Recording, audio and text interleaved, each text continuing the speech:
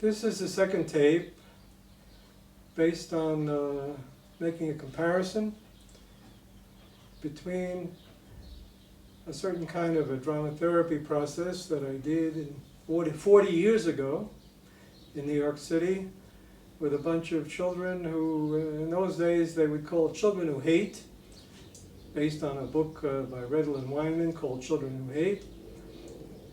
These are kids that were in the kids I knew were in a special school, for kids that were thrown out of public school for being disruptive and violent, and I have no idea what they did before they got there. But I had a population of 4 groups of kids. We met twice a week for 5 weeks, 10 sessions, 2 hours each session. There were 10-year-olds, 12-year-olds, and 14 and 15-year-olds. This is the second tape, so I'm not going to repeat. The first tape I gave a general picture of the whole process. This tape, my objective is to take particular sections of Nachman of Breslav's essay number 64, which is the main thing that I'm comparing that to, relating to, and covering some of the things I didn't have time to cover in the first tape. There's so much material here, we could go on and on. But there's a limit. So,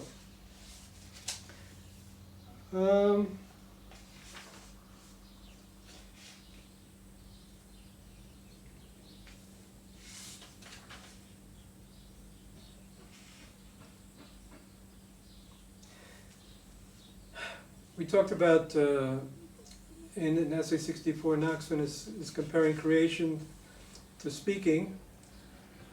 God speaks and creates the world, and just like that, the Torah scholars, his favorite people, speak and they create the world as they speak. And every time they have a dispute, that creates an empty space between them, and there's a spot for creativity, because people in the empty, and they have a discussion, and there's an empty, you don't know the answers, so people start thinking of new ideas and how to combine the two sides into a synthesis. So it's dialectical thinking here that underlies this whole process. So here's a little metaphor that he uses.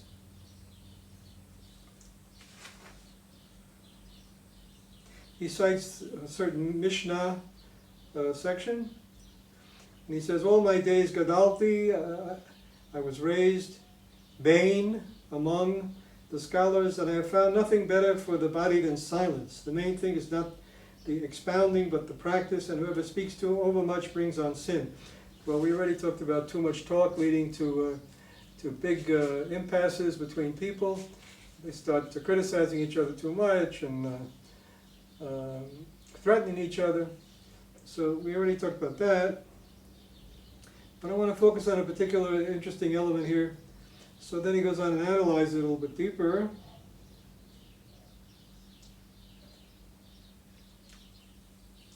But by means of the dispute, the aspect of the vacated space is made, and within this vacated space, the world is created, time and space. This is, all my days I was raised, I would raise my time, in other words, days, and space, which is the aspect of the creation of the world. Now, so there are 2 times of space and time here. That's what I want to get to here.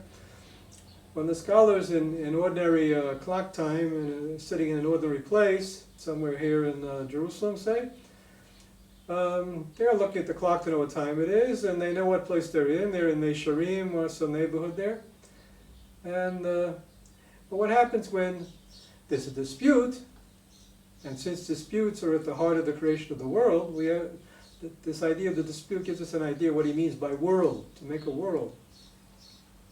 In the empty space, in the void, it's a different kind of time. It's not clock time, it's what we call messianic time, being in the now. You see that in gestalt therapy. You know, 2 sides have a discussion, an argument, say me and my father, me and my brother. And then we get to an impasse, and the director says, go inside, close your eyes. This is called the rhythm of contact and withdrawal, by the way. You go inside and you find an image, say an image of a noodle. Just came to mind, a noodle. And I see a noodle, I see a yellowish big noodle. All right, I'm doing it right now. And what does this have to do with me and my brother? It reminds me, the association I get this second is, well, it makes me think of my brother and I, there's a picture I have, the two of us at the beach somewhere, and he's looking at me with adoration. And so it makes me think of my love to my brother. Now the noodle has nothing to do with my brother, logically speaking, but if I'm in the here and now, we call it messianic now, where I'm open to the possibilities of finding new ideas, then the new ideas that pop into my mind in the here and now, and that kind of here and now is directed towards the future of finding new integrations. So in that context, the association is loving my brother and feeling guilty that when he was that age, I didn't appreciate him enough, and then later on I ignored him when he needed more help. Well, that whole cluster of things comes back in, and it came out of that here and now moment of seeing a noodle. Thought of noodle lots like an inner tube, like on a beach, So that was a link there. So you might say the noodle was the image, and then the intermediate object of might be or the noodle was the intermediate object. Another intermediate object that I associated to is a beach. A blown up plastic thing on the beach associates to seeing my brother on the beach. So it's a stream of associations. And Nachman says, my whole Torah is associations. It says these are examples of what we call inductive logic versus deductive logic. Deductive logic leads us to be more and more split up, and inductive logic, working with awareness, helps us to be more and more integrated. So, again, let's read that again. But by means of the dispute, in other words, in this case, the conflict I have with my brother maybe in the discussion, the aspect of the vacated space is made, and within this vacated space, the world is created, time and space. So the world that's created there is messianic time, the here and now, where anything is possible.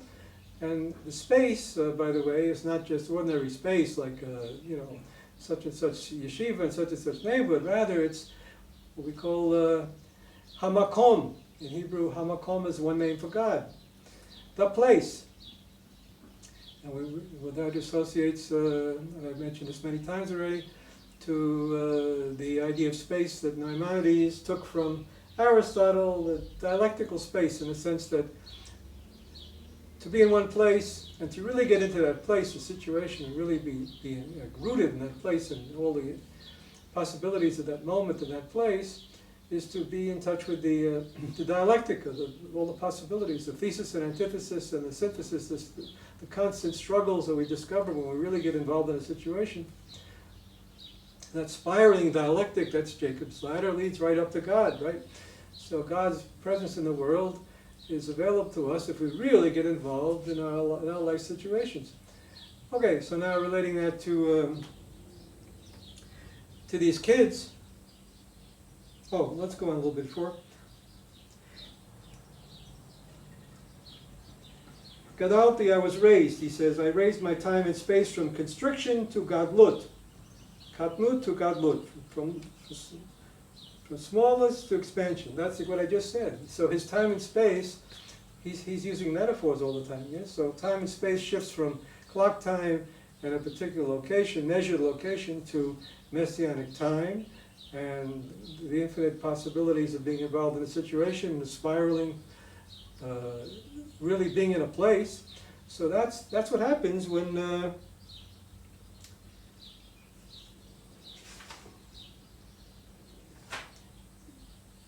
that's the possibility of being really getting involved in the empty space and getting involved in the here and now situation that comes from not knowing the answer. In other words, we need to not know what to do long enough to discover some new possibilities. And the empty space opens up a place where our deductive, our rational mind, does not know what's going on long enough for our inductive, integrative, here and now awareness process to come up with new gestalts, and the gestalts get more and more integrated in higher levels of gestalts. And that's all motivated by what we call faith, a kind of a sense that maybe it'll lead to something. Okay. So that's shifting from katnut, small time thinking, to gadlut, big time thinking. And then he goes on, And I have found nothing better for the body than silence, and that's going back to what I mentioned in the last video. That's Moses symbolizes, and the Messianic Moses symbolizes the idea of leaving the kind of everyday logic, everyday language behind, and getting to this higher language that comes from really being involved non-verbally in all the new ideas that are coming out of the void. Okay, so now let's relate that to these guys in the workshop. Remember, we have a bunch of kids here who are very much small time, in terms of philosophically speaking. They like to think they're big time, but really, philosophically speaking, they're small time because they're stuck in very narrow concepts of who they are and what they're doing here. And, their whole world might be this 5 blocks in Brooklyn somewhere. And the time it takes them to get from here to the junkie, that's 2 hours or something.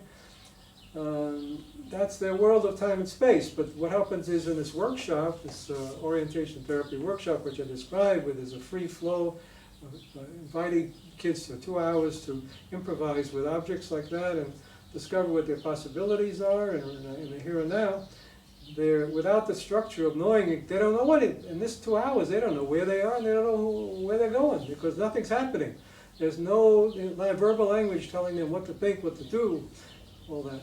So this is, in a sense, opening up an empty space, and it's the messianic possibilities to inviting them to see if they're willing to take a risk and go from small-time thinking, katnut, to big-time thinking, gadlut.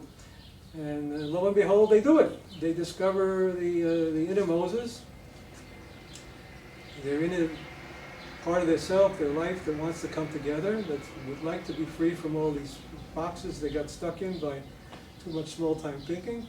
And without telling them that, philosophically explaining it, without even asking them to say anything about what they're doing, just watching what they're doing and taking careful note, we see that that's what's happening. Over the course of 10 sessions, 2 hours each, 20 hours of empty space-time, we see this flow, this river that moves towards the final moment when Moses will sing. In other words, the total dialectic, which encompasses all these frozen dead forms that they got stuck in, kind of like a river, pulls them up. Okay, by the way, the same river, by the way, we have to be careful. This kind of thinking where you kind of surrender your rational mind and go with the flow, that's wonderful for therapy in a very controlled, limited situation like this. But of course, if you have a bunch of people inviting them to go with the flow and surrender your mind, like what's happening, maybe you could say we just had an election in Egypt. So all of a sudden we got the Muslim Brotherhood trying to mobilize the street, get millions of Egyptians to go with the flow, and forget about the numbers that on the actual roll count of the votes. So same thing with any kind of tyrant. Hitler, mobilizes people to just go with, forget their rational minds and go with the message that he's giving them. So this kind of thinking is potentially very dangerous. It's tyranny. It's ironical that the religious people that consider what I'm doing with Nachman of Bresav, a lot of them are like sheep following a shepherd and surrendering their rational minds. And on the one hand, I think what they're doing is dangerous, and on the other hand, they think what I'm doing is dangerous because I'm not giving enough respect to the guru, and I think they're not giving enough respect to the reality of who they are as people, having the possibility, the need to integrate the two sides of the personality. And I believe that Nachman of Breslav was looking for people to be balanced, and that's one of the main messages of section Likutei Moharan number 4 here, essay number 64, that we need to have this balance. Okay, enough of that for now.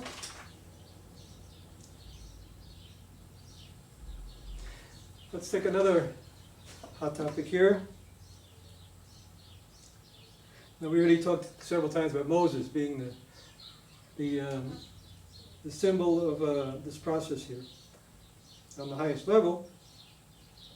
And we know music, but we remember in the first video we talked about music as awareness moments. And remember in 282, Azam Ra, I will sing, the idea that finding the good points, in other words, the place where you stop your judgments and judging each thing on the scale of value and not on the scale of criticism. what Kant would call aesthetic judgment. All right. So here, so Moses, it might say, is like Kant's idea of a conscience here. So know that by the means of the melody of the tzaddik, who is this is section 5 here of the 64. Know that by means of the melody of the tzaddik, in other words, the Moses, who is the aspect of Moses, and Moses, that's the inner tzaddik, by the way, here, not some great rabbi that's going to tell us how to think and how to breathe. We're talking about the inner potential for integration that each person has, and that's what operates in this kind of an orientation workshop. I wasn't playing the role of the great tzaddik, the great wise man, and saying, follow me, everybody, follow me. It wasn't that at all. I was saying, follow your inner tzaddik, and I want to give you a chance to discover your inner tzaddik by just learning how to play like a child. Okay? Again, know that by means of the melody of the tzaddik, who is the aspect of Moses, he elevates from heresy of the vacant space, he elevates from the heresy of the vacated space the souls that fell in there. For know that each and every wisdom in the world has its particular song and melody.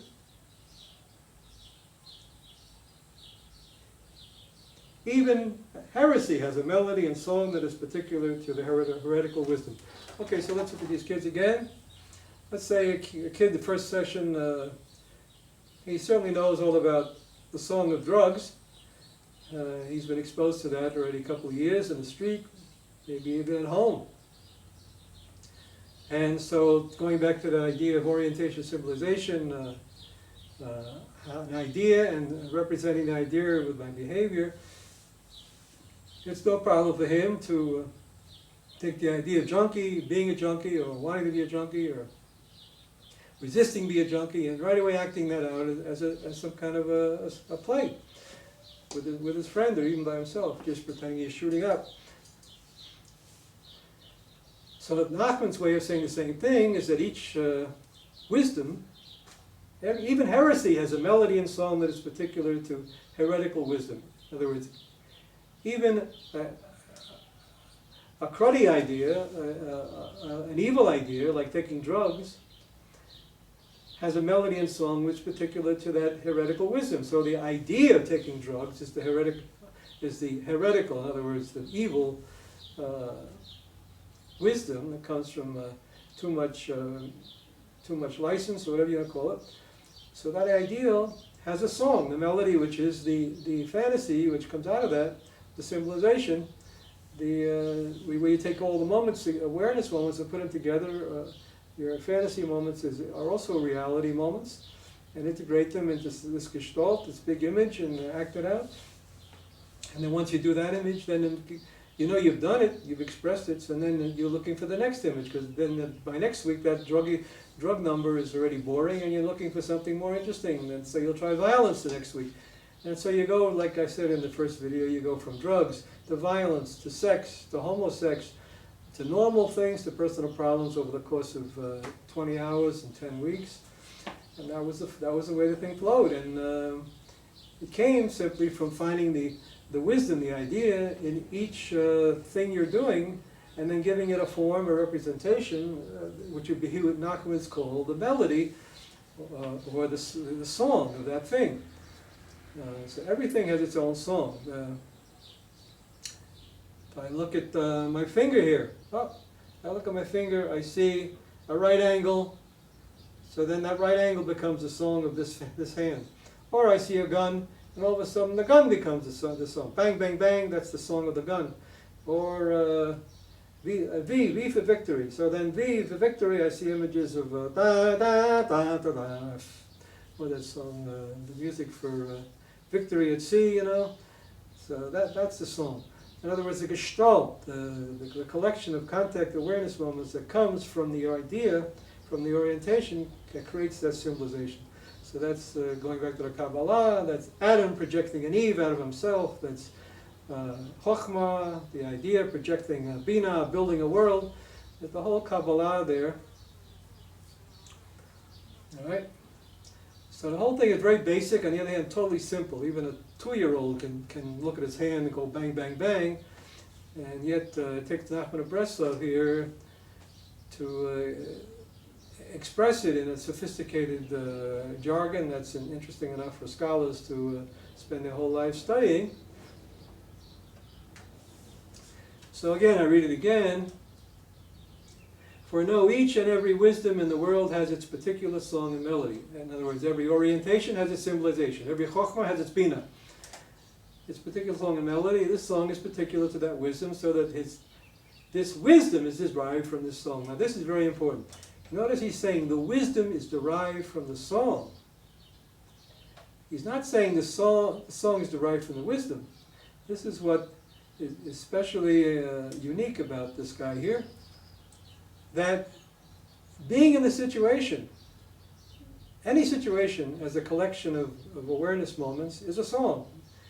And the wisdom, the idea that comes out of that song, is our here and now orientation, or our here and now relationship, or our here and now point of view about that. So he's saying very much that we should be existentially involved in what we're doing, rather than starting out with a preset idea. The Rebbe says do this, do that. The Rebbe says do that, do that. The Rebbe says do that, no. Go off in the woods, talk to God, and by being totally involved in the messianic now and in the situation, hamakom, God in that place, in that situation, you discover what it is that God's trying to say to you, what the word is. Rather than relying on, in a monolithic system like Chabad, or Ashlag, where the Rebbe is king, or Pope, it all comes from the top. The Rebbe says, think this, I got to think this. Then I got to plan my life to actualize, to carry out those ideas. So the flow is from the top down. It's a pyramid.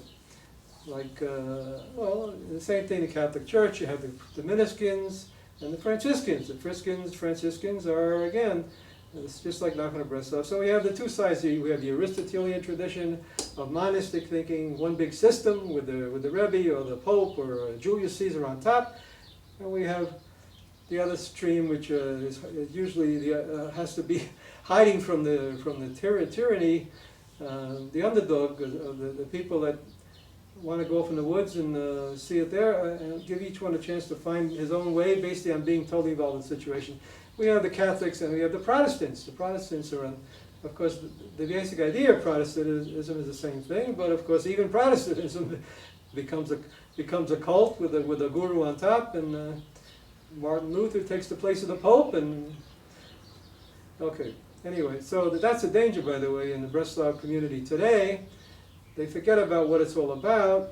They don't know what it's about. They don't penetrate the things enough philosophically. They just read it as though Nachman says, like the Chabad Rebbe says, same thing. They don't know the difference, unfortunately. So they lose the balance we need.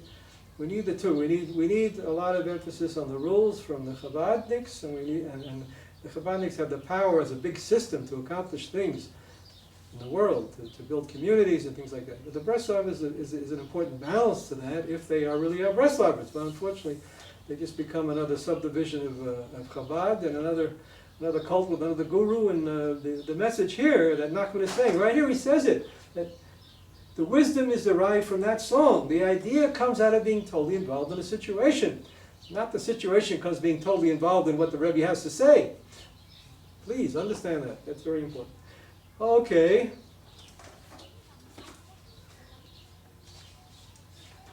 Even heresy has a melody and songs particular. That we said that already. For example, the drug number has an idea.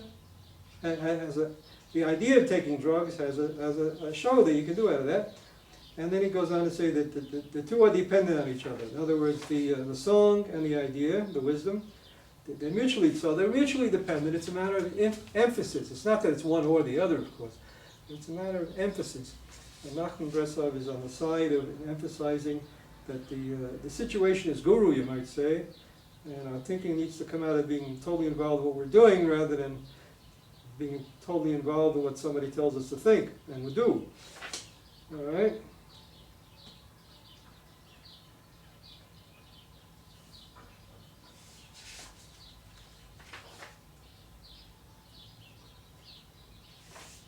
And in the future, he's talking about the messianic future, when everything will be, when this inner Moses of our life will be totally, assuming we're not getting, the inner Moses isn't corrupted by some tyrant, some person telling us, what to think and what to breathe, how to breathe, then this inner Moses, inner tzaddik, wise man, will, in the future, when the speech of all the nations will be turned into pure speech, Walter Benjamin also writes a lot about pure speech, that they may call out in God's name, and they will all believe in Him, then come sing from the summit of Amanah. Come sing from the summit of faith. So in other words, since all of these, too much deduction, too much rational thinking leads us to get caught in these splits, and the splits, we need, on the one hand, we need the splits to create the empty space so we could have freedom to have new ideas. On the other hand, too much thinking, too much rules, too much opposites, too much splits, too much blaming.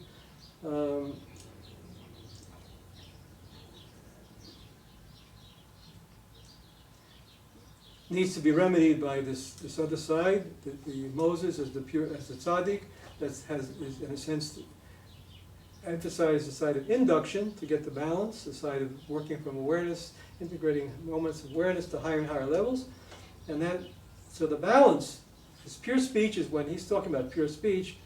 He's not narrow-minded enough to say that only his side is pure speech. No, he wants, just like really any major Rebbe, if you really get into it and understand it in depth, not what they make out of it, is really asking, they're usually all asking for the same thing, the middle way, the proper balance, with an emphasis on their trip more than the other side. Okay, so here pure speech in this case means the proper balance between left and right, right?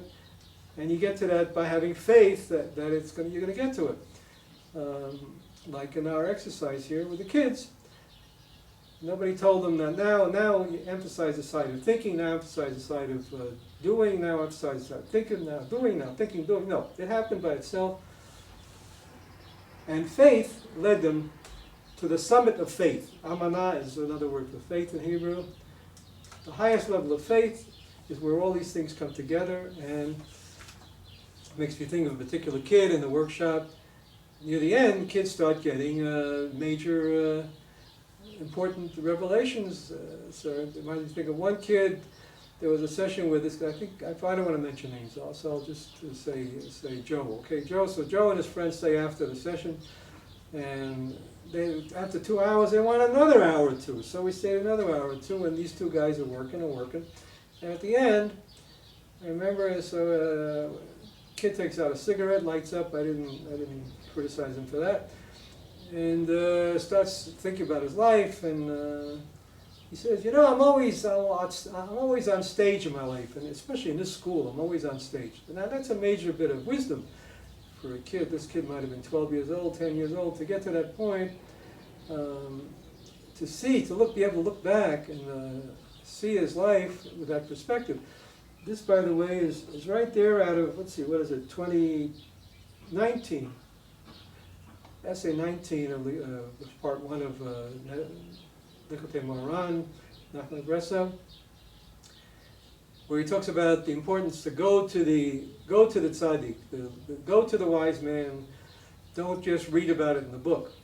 And then you look in the face of the wise man, and there you see, as like a mirror, you see your whole life reflected back, and all your imperfections, and you begin to realize what you need to do and all that. Same thing here. So instead of having that, here we have the inner man, inner Moses of this guy Joe, say. And at the end of the session, he looks back, and it's like he's looking in the face of this inner tzaddik, inner wise man, inner self, and he's seeing himself as though in a mirror, and realizing, hey, I've been playing so many roles. I'm stuck in playing roles here. It's like I'm on a stage. Maybe that's not such a good idea. Again, I didn't tell him what he should think, but the fact that he got to that point and was able to verbalize it by himself after maybe 10 hours of work, I feel is a beautiful example of success in this process. an ideal of what we would aim for.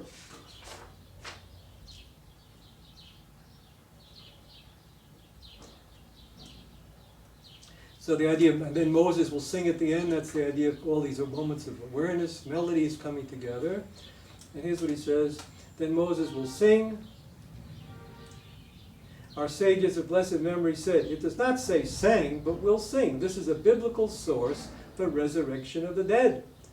Moses will sing in the future as well, for all the songs, whether of this world or the future, are only with Moses, who is the aspect of silence. Okay, so remember, Moses is the aspect of non-verbally getting to the higher integration through use of imagery and the void. And this is the important thing here, is that's resurrection of the dead.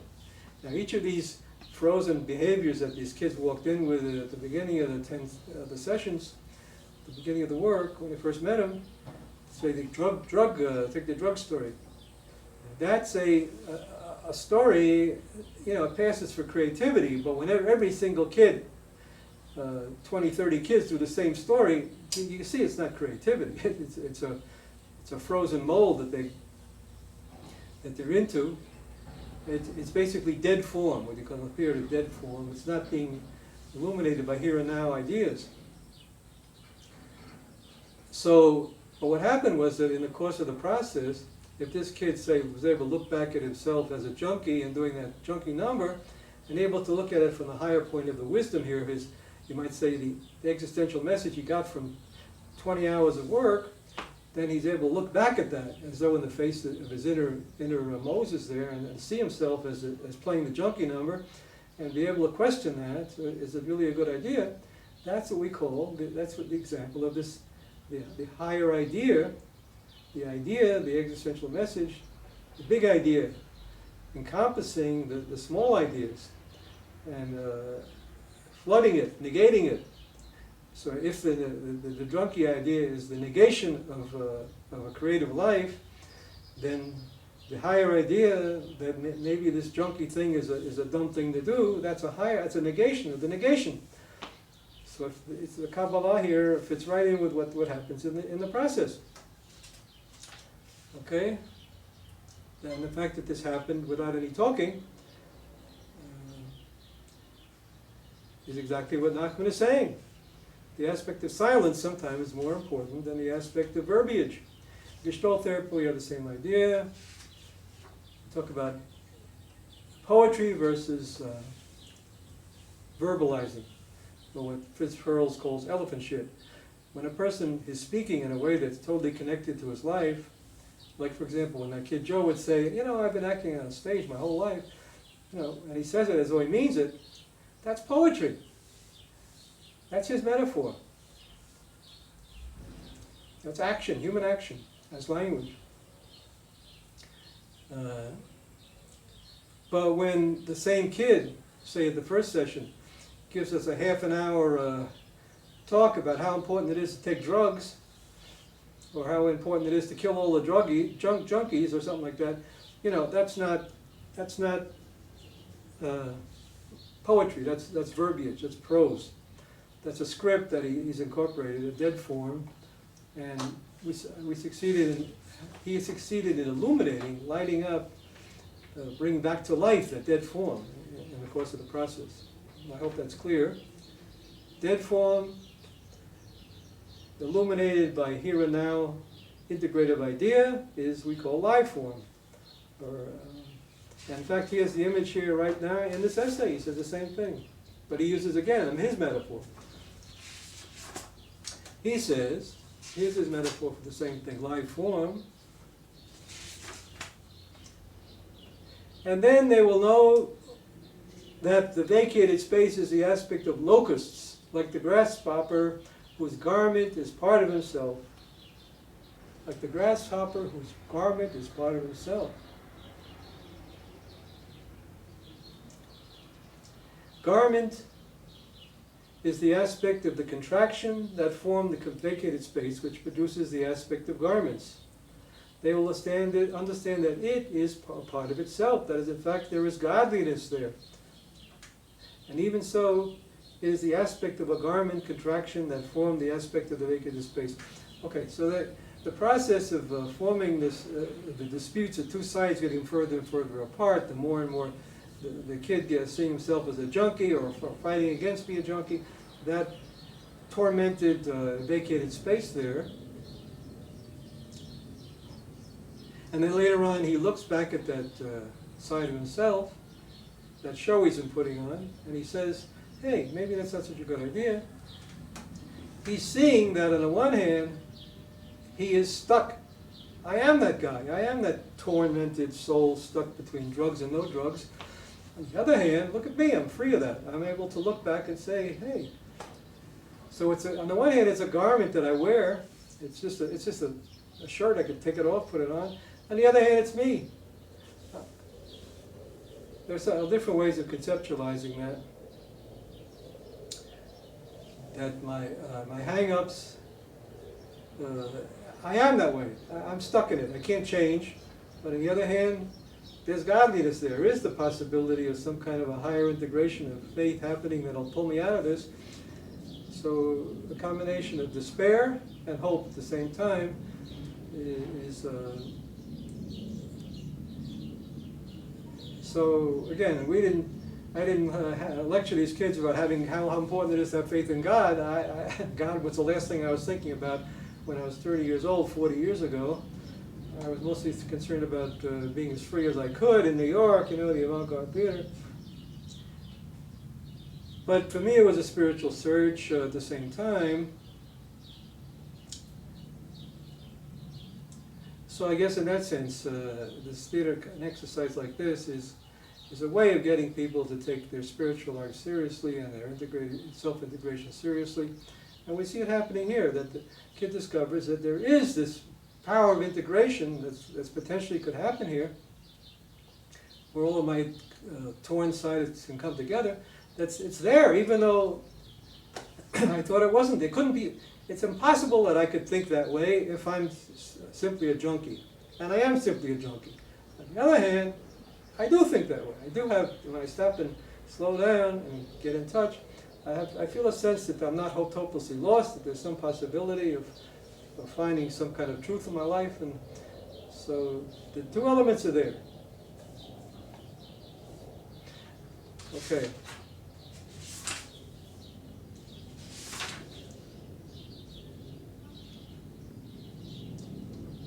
Three.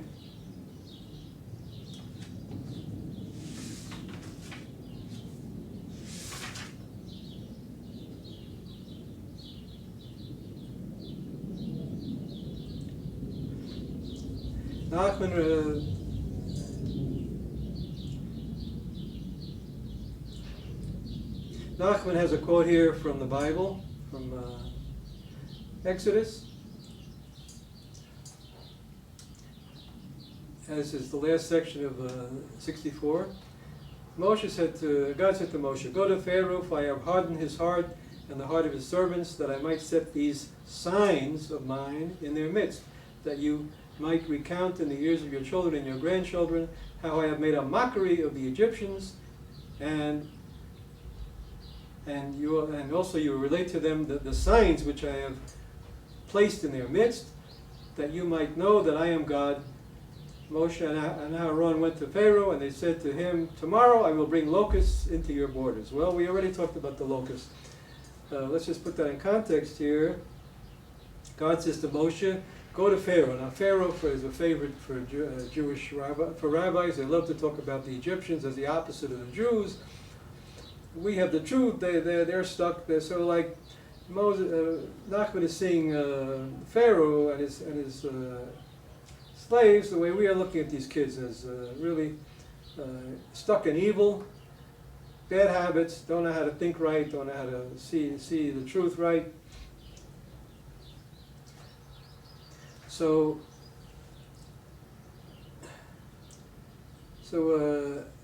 God's saying to Moses, "Look, I hardened the hearts of Pharaoh." In other words, I made them real caricatures. Like these kids in our workshop here. They are caricatures. They are so twisted out of shape by the education, the experiences that they had in their lives, that in spite of the fact that they have at least normal intelligence, they don't function in society. They have to be in a special school like this.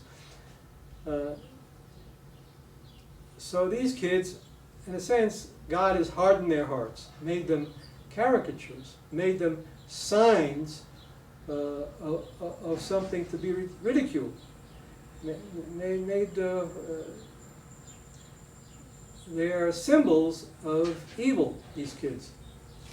That's why I'm using them in this workshop. They're no longer personal kids, no longer this kid. We have 20, 30 kids in the workshops basically thinking the same thing, doing the same thing, going through the same process, peeling the onion. So in a sense, each kid here is a symbol, a hardened mold of a certain particular evil aspect of the vacated space where the two sides move back.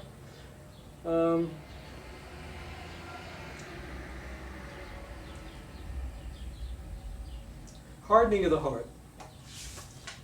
Okay? So they become otot, they become signs.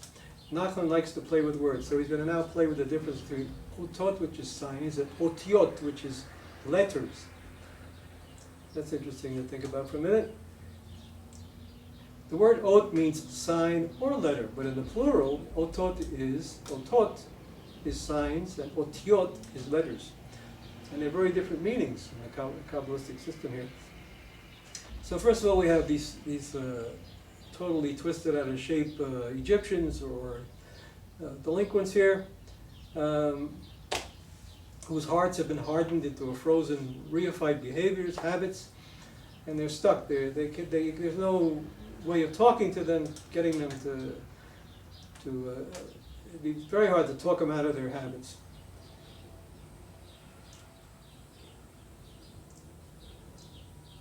So then Nachman says, the reason, God is saying, the reason I hardened his heart, Pharaoh's heart, such that it is impossible to find God there, was in order that I might in order to set it into the otiot of creation. Okay? To set it into the letters of creation. That is, in order that the creation might come into existence within the vacated space. So in other words, first of all, in order to create the empty space so that the creation process can happen, we have to have really fragmented, shattered vessels. So God or society, for these kids, God has bent them out of shape, fragmented them, made them shattered vessels. But there's a purpose for that. There's a method to the madness God has in mind, so that they would show up one day in Franklin Webner's workshop and be able to see so that in Franklin Webner's workshop, God has a chance to put back into that empty space the letters of creation. Now, letters in the Kabbalah refers to essences or ideas. So we need the empty space, that's how creation was happened. It's two sides back, so there's empty space so that I could sit here and say, now I'm aware of this, and once there's a void, then I could say, now I'm aware of this, and now I'm aware of that, and now I'm aware of that. The matrix has stood out of my way, and I'm aware of this, and I'm aware of that. That's creating a world. Orientation, civilization. Orientation, civilization. Adam, Eve. Chochmah, Bina, etc., etc. Two sides. Abraham, Isaac, centering on Yaakov, the middle way. All that balancing happening. And that can only happen when there's an empty space, because at the beginning, you have only oneness. So there has to be an empty space. And then the otiot, the letters of creation, can come in, the new ideas can come into that empty space. So here we have created God has created these kids, or society has created these kids as caricatures in order that there be a big empty space here, so that lots of letters of creation can come in the here and now process out of the void, so that they can grow a lot and serve as paradigm cases for us, so we can look at them and say, hey, look at that, maybe it would work for me also. And then he's saying, so you look what I did to Pharaoh and his slaves. In other words, I'm saying to you, verily I say unto thee, look what I did with these kids in this workshop. And from that you can, and then he says, so that you can, God says to Moses, that you can recount, for there inside the creation that came into existence within the vacated space, you'll be able to recount and speak.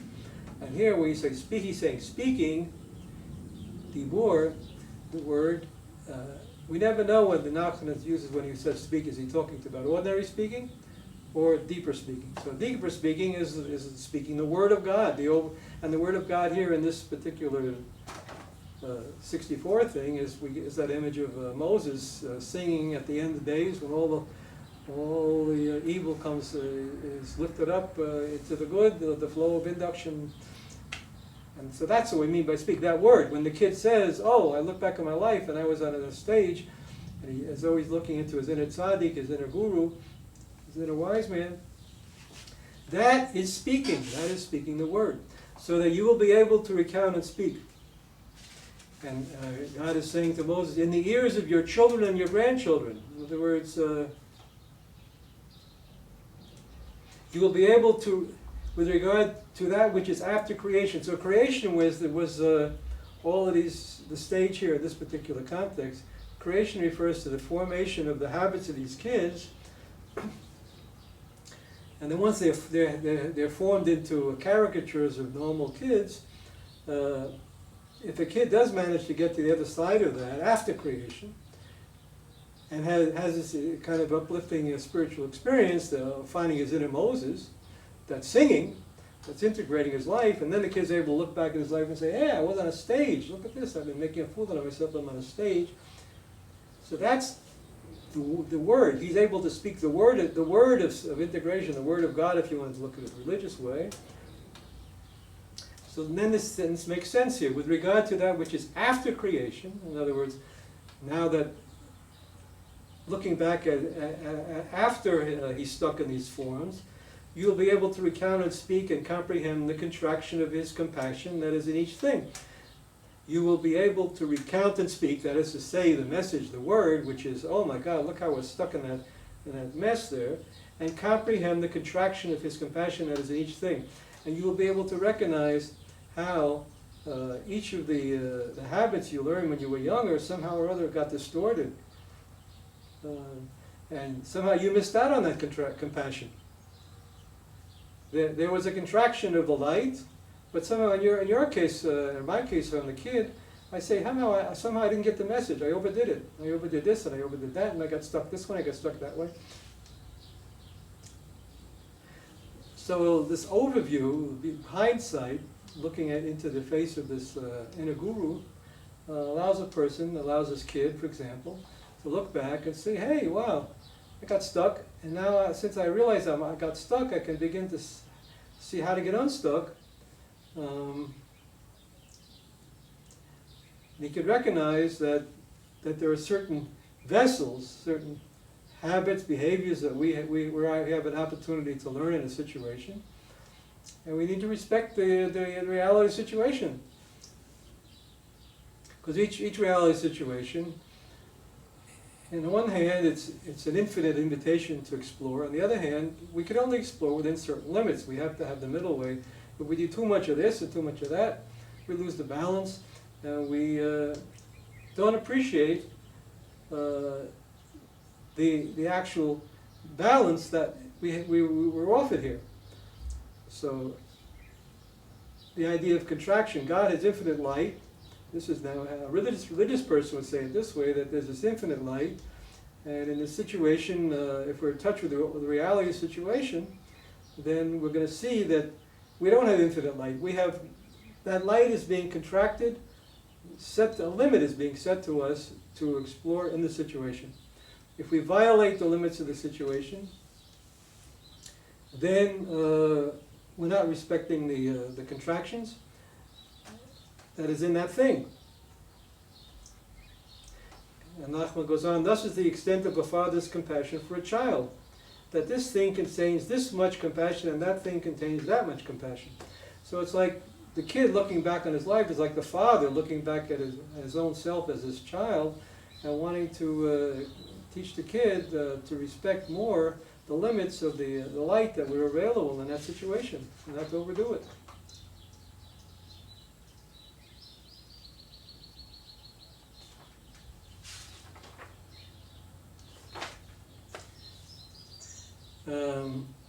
Okay. So he says here, God is saying to Moses also, how I have made a mockery of the Egyptians. I have made a mockery of the Egyptians. This is the aspect of the forces of evil that come from an overload of the light, from the shattering of the vessels. Rashi explains that I made a mockery means I made a parody. The evil forces, they parallel holiness, but they're a mockery of the holiness. So, for example, of the creativity of these kids in the real world, when these kids go out there and actually start buying drugs and shooting up, that's a parody of their freedom to try out new things. It becomes a caricature. That same kind of thinking, by the way, what comes to mind here is Brechtian theater, where an actor learns a score. In other words, a set of habits, like these kids have a set of habits. An actor learns a score. And then in the Brechtian theater, and in a Stanislavski theater, he has to go into the score and believe he is the character and hypnotize everybody who is the character.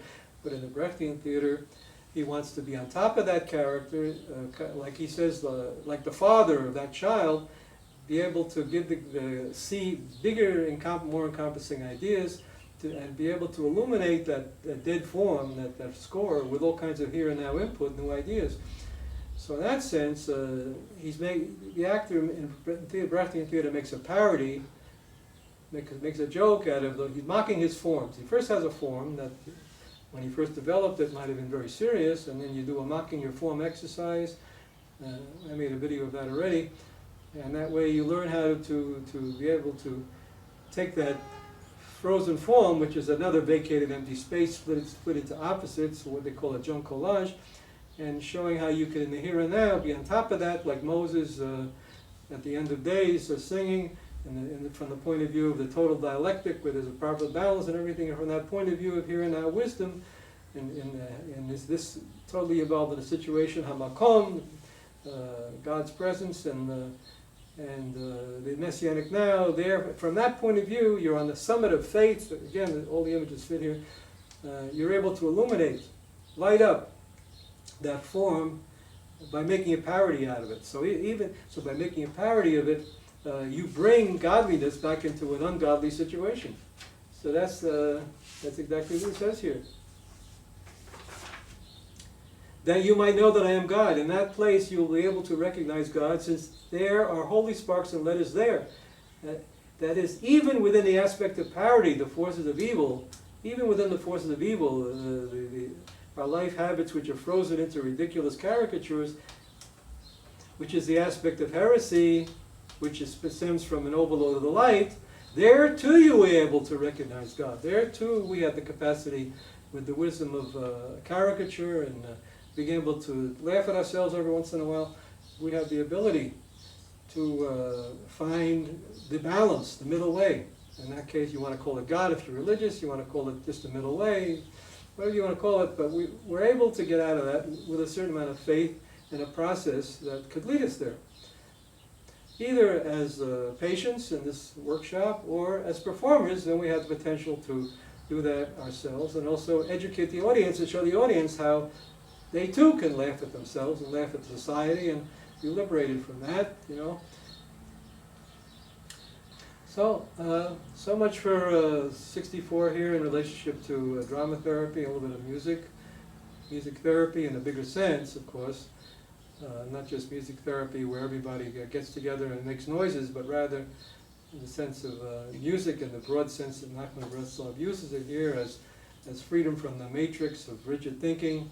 Inductive logic basically is music for Nachman of Breslav. So the balance between induction and deduction, that's what we mean by music therapy here. And that ties in with drama therapy, play therapy, they're all related here. Ritual process. This whole thing is a rite of passage, this workshop here. rite of separation, going into the workshop, rite of transition, translation, moving up to higher and higher levels in a theological sense, and then rite of reintegration, going back into society. Like, for example, the kid at the end of the session able to look back and say, he's learned this, then that's his rite of reintegration, and he's going to walk out back to the world, go back to his class, and maybe be a little smarter, having passed through a little bit of a rite of passage in his life.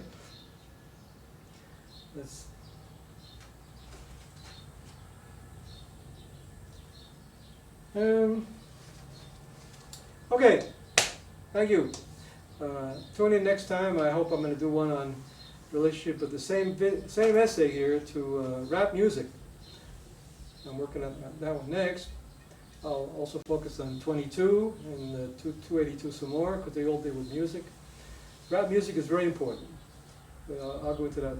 It's a beautiful example of also of inductive logic in contrast to deductive logic. Deductive logic is a score. Beethoven wrote scores. But rap music is induction, here and now moments. The melody that Nachman is talking about, connecting this moment and that moment, even though the moments have no logical connection, they connect by a series of associations. And Nachman says, my whole Torah is totally associations, and rap music is also totally associations. But the danger is, of course, that if they score it, and then it becomes media indoctrination, then it becomes tyranny, because you're encouraging people to leave their rational abilities behind, and if you substitute a tyrant for that in media madness, and then rap music becomes dangerous indoctrination. But the pure idea of it is basically Nachman of Bresav all over again. Okay, thank you so much.